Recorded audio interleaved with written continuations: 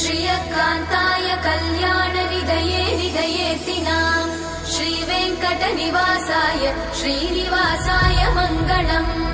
लक्ष्मी सविभ्रमालोकसुभ्रूविभ्रमचक्षुषे चक्षुषे सर्वलोकानां वेङ्कटेशाय मङ्गलम्।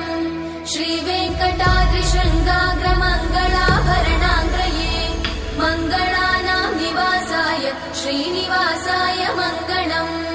सर्वावयव सौन्दर्य सम्पदा सर्वचेतसां सदा सम्मोहनायास्तु वेङ्कटेशाय मङ्गलम्। नित्याय निरवध्याय सत्यानन्दचिदात्मने सर्वान्तरात्मने श्रीमद् वेङ्कटेशाय मङ्गलम्। स्वतः सर्वविदे सर्वशक्तये सर्वशेषिने सुलभाय सुशीलाय वेङ्कटेशाय मङ्गलम्।